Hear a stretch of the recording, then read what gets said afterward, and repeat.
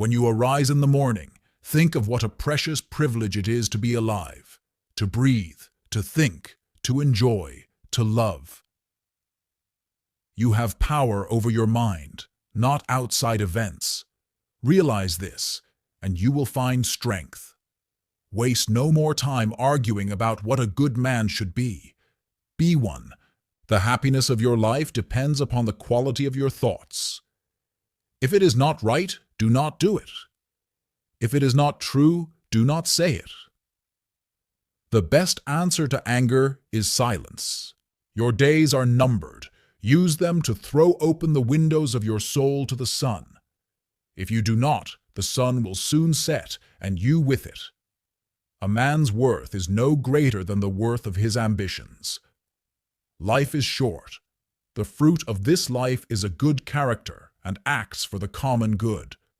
Everything we hear is an opinion, not a fact. Everything we see is a perspective, not the truth.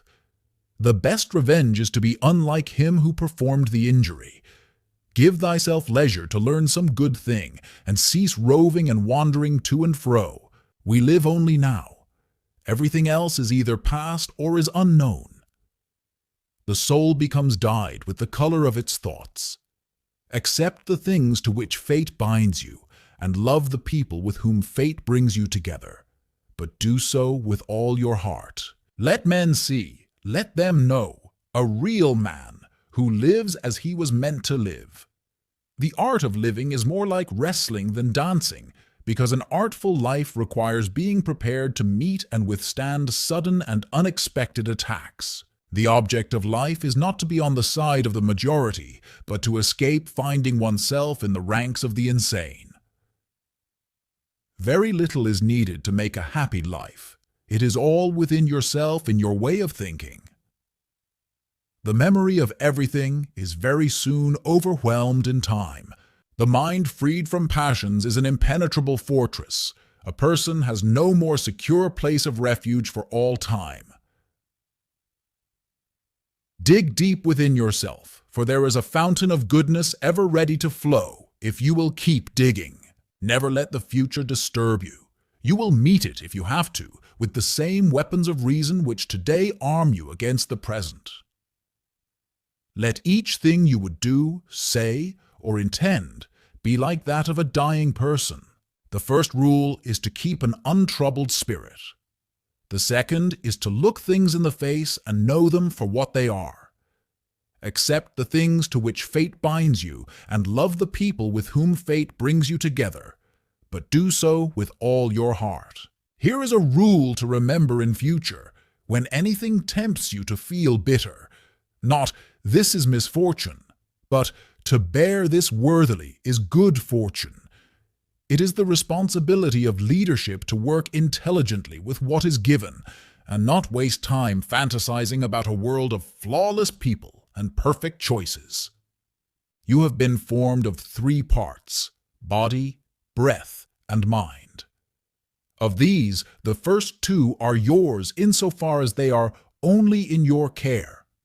The third alone is truly yours. If someone is able to show me that what I think or do is not right, I will happily change, for I seek the truth, by which no one was ever truly harmed. It is the person who continues in his self-deception and ignorance who is harmed. Whenever someone has done wrong by you, immediately consider what notion of good or evil they had in doing it. For when you see that, you'll feel compassion instead of astonishment or rage. How much time he gains who does not look to see what his neighbor says or does or thinks, but only at what he does himself, to make it just and holy. All you need are these: certainty of judgment in the present moment, action for the common good in the present moment, and an attitude of gratitude in the present moment for anything that comes your way. Whatever anyone does or says, for my part, I'm bound to the good. In the same way, an emerald or gold or purple might always proclaim, "Whatever anyone does or says, I must be what I am, and show my true colors." I learned to read carefully and not be satisfied with a rough understanding of the whole, and not to agree too quickly with those who have a lot to say about something. Understand at last that you have something in you more powerful and divine than what causes the bodily passions and pulls you like a mere puppet. What thoughts now occupy my mind? Is it not fear, suspicion, desire, or something like that? It isn't manly to be enraged. Rather, gentleness and civility are more human and therefore manlier. The nearer a man comes to a calm mind, the closer he is to strength. Whenever you are about to find fault with someone, ask yourself the following question. What fault of mine most nearly resembles the one I am about to criticize? If you are distressed by anything external, the pain is not due to the thing itself, but to your estimate of it, and this you have the power to revoke at any moment.